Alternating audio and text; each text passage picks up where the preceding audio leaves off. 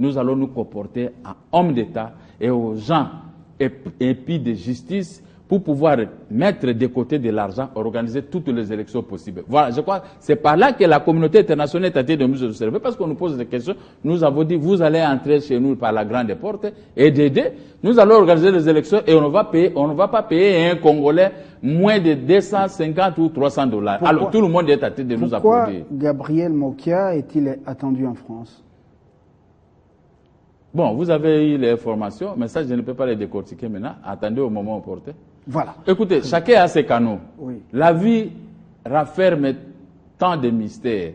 Alors, on ne peut pas les parler comme ça sur le temps. Attendons les moments opportuns. Comme ça, vous allez voir qui est Gabriel Mokia. Alors, Gabriel Mokia, les élections en 2011, d'abord ne parlons pas de 2006, mais parlons de 2011. Ouais. Avec l'argent utilisé, l'argent qui a servi dans l'organisation des scrutins, les deux, en 2011, cet argent venait de l'Occident ou l'argent venait du pays? On nous a dit qu'une partie était venue de l'Occident, une partie ici. Mais je ne crois pas que tout l'argent... Vous êtes un homme politique averti. L'argent venait de l'étranger ou ça venait du Congo? L'étranger avait financé à un montant donné. Et le Congo a s'est autofinancé dans ses propres élections. La part du lion venait du Congo, n'est-ce pas? Oui, la part des lions venait du Congo. Mais cet argent n'a pas été utilisé dans sa globalité dans l'organisation des élections. C'est là où il y avait eu des cafouillages. Parce qu'on ne pouvait plus répéter les dupes, tout le matériel qu'on avait acheté sur toute l'étendue de la République devait se retrouver là et faire la remise et reprise entre Ngoï Mulunda et celui qui va remplacer Malou Malou Bissi ici. Qui va remplacer Malou Malou? Mais lui, avec Malou Malou, il n'y aura pas des élections libres, démocratiques et transparentes. Ah, dans vos propositions dites alternatives, vous demandez qu'on puisse revoir la structure CENI? Oui, Malou Malou doit partir. Ça, il n'y a pas de problème. D'ailleurs, il n'est même pas là, il paraît qu'il est... Mais l'opposition est représentée là-bas. Vous n'avez pas confiance en cette opposition? Non, j'ai demandé à mes amis de retirer vos membres pour mettre... ils n'ont jamais retiré? Bon, ils n'ont jamais retiré. C'est le problème d'argent. Qu'est-ce que vous voulez que je vous dise? Quand quelqu'un touche 18 000 dollars par mois, vous croyez que c'est facile pour qu'il puisse abandonner ses postes pendant que les fonctionnaires et agents d'État touchent 80 000 francs par mois? Vous le dites, vous avez des preuves? Bon, je n'ai pas de preuves, bien sûr, mais je le dis. Je suis politicien, c'est que je suis là dans la marmite et je regarde tout ce qui se passe. Sinon, ça sert à quoi d'aller participer aux élections si vous n'avez pas la maîtrise de tout ça? On va atterrir. Vous êtes vous-même à la tête d'un parti politique, oui, dans l'opposition pendant plusieurs années. Oui. Serez-vous candidat à la présidentielle? Bon, il y a deux alternatives. Première, nous sommes obligés de mettre un candidat unique dans l'opposition, n'est-ce pas? Si nous parvenons à avoir un accord entre nous, pas un accord avec des lions, certains lions qui sont avec nous dans l'opposition, quand je les regarde comme ça, les terribles corrompus. Alors, je les regarde et j'observe. Vous savez, quand moi je suis là, j'observe tout le monde, je sais qui est qui. Ou, à défaut, chacun pour soi et Dieu pour tous. Est-ce que vous êtes en mesure d'avoir un candidat unique de l'opposition? Oui, nous sommes en mesure. Des alliances sont-elles en vue? Oui. L'UDPS n'a pas été de la partie lorsque vous êtes allé déposer le mémo à la CENI. Pourquoi l'absence de l'UDPS et du MLC? Mais il n'y a rien. L'MLC était là. Représenté par qui? Par un membre de MLC.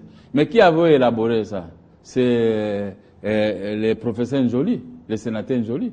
C'est lui qui avait fait la lecture de tout ça. Donc MLC est là. Parce que maintenant, on va aller faire la réunion de l'opposition en MLC. Donc MLC est là. Les partis de Jean-Pierre Mbemba, vraiment, c'est... Mais l'UDPS a été absent? Non, l'UDPS, ils sont là. Mais vous savez, avec les partis des vieux, ils observent pour voir est-ce que ce qu'ils font est réel. L'UDPS, ce n'est pas n'importe quel parti. Quand vous créez quelque chose, l'UDPS est là. Non. Et au moment opportun, les vieux vont se prononcer. On va être ensemble. Ce n'est pas la fête du monde. On est avec l'IDPS, il y a 100%. Mais l'IDPS est en train de regarder parce qu'on l'a déjà roulé.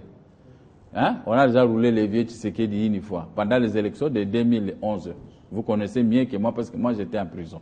Et maintenant, ils sont restés dans les gardes pour observer est-ce que c'est vrai ou ce n'est pas vrai. Mais comme on me voit, moi, dans ces groupes, l'UDPS a l'espoir parce que moi, on me fait confiance par les vieux. Hein?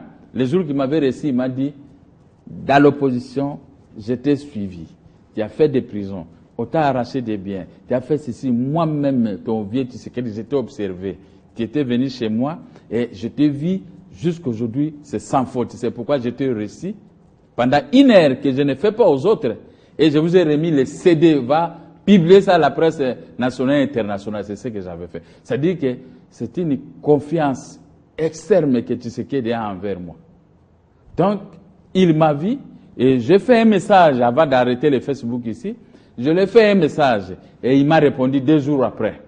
Il avait dit, puisqu'il demande le dialogue, mais il avait freiné. Il avait aussi scamoté ça, il dit qu'il ne voulait plus le dialogue. Mais j'ai vu maintenant ces gens, ils s'accrochent au dialogue. Mais moi, on me fait... Vous êtes partant pour le dialogue Non, moi je suis pas partant. Non, je suis pas partant pour le dialogue. Dialogue, c'est dialogue, ça tue le dialogue. On a fait trop de dialogues dans notre pays et le pays est en train de sombrer. Mais les élections, les élections peuvent aider les Congolaises et Congolais à se dédouaner de ce qui se passe aujourd'hui, de l'injustice que le pouvoir à place est en train d'utiliser auprès de nous autres. C'est-à-dire qu'on doit avoir un président de la République juste, chrétien ou musulman, mais un homme juste, qui n'a pas de lacunes vis-à-vis des Congolaises et Congolais comme moi. Parce que partout où moi je me présente, il faut lire la joie dans les bouches des Congolaises et Congolais. Ce sont des gens que les Congolaises et Congolais cherchent comme nous, comme ce que m'avait dit le vieux Tshisekedi, Gabriel Mokia, vous irez loin. Vous êtes une vingtaine, mais parmi vous, la plupart sont justement aux commandes des partis politiques sans vraie assise populaire. Est-ce que vous êtes en mesure, même si vous vous mettiez ensemble, ou même si vous vous mettriez ensemble, je parle du conditionnel, est-ce que vous battrez le candidat du pouvoir, le candidat par exemple qui obtiendrait ou qui aurait le soutien du président Joseph Kabila? Ça, on va les battre comme de l'eau à boire. Vraiment, crois-moi. Admettons par absurde. Non, je n'utilise pas absurde. Admettons, l'opposition se réunit, c'est Gabriel Mo qui est notre candidat. Le cas de Kabila va avoir des diarrhées immédiatement. La nuit, personne ne va dormir. Parce qu'avec ma popularité vis-à-vis de ces peuples, auquel 20 ans, une vingtaine d'années, je suis avec ces peuples, je n'ai jamais trahi ces peuples. On va me voter comme des petits pains.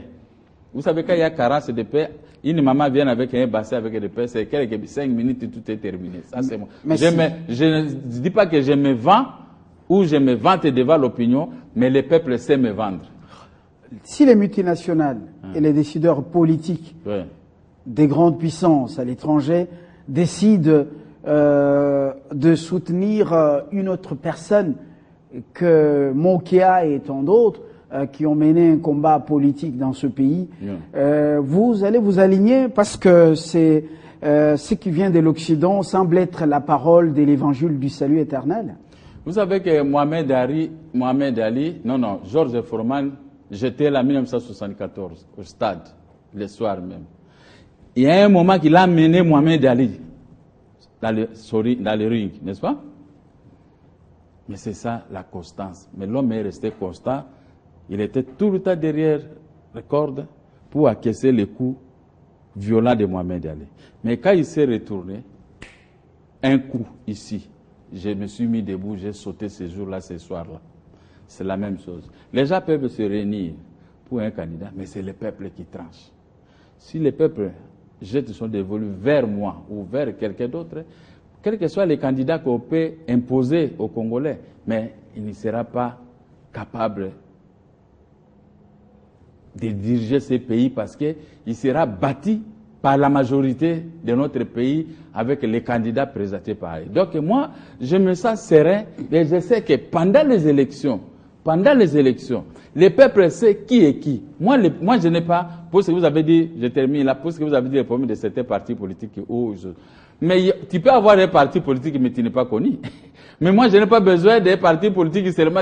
Mais moi-même, les noms seulement, Mokia, tout Congolais aura l'ambition de venir me voter. Ou tout député, toute personne qui va chercher à être député, ou provincial, ou national, derrière Mokia, vous serez voté. Parce qu'on dit qu'avec celui-ci, il va avoir l'idéologie du président Mokia, tout pour les Congolais, rien que pour les Congolais. Et les mêmes grandes puissances, je termine là, je les ai dit, toutes les grandes puissances du monde, si moi je suis président ou dans notre groupe, entreront dans notre pays par la grande porte.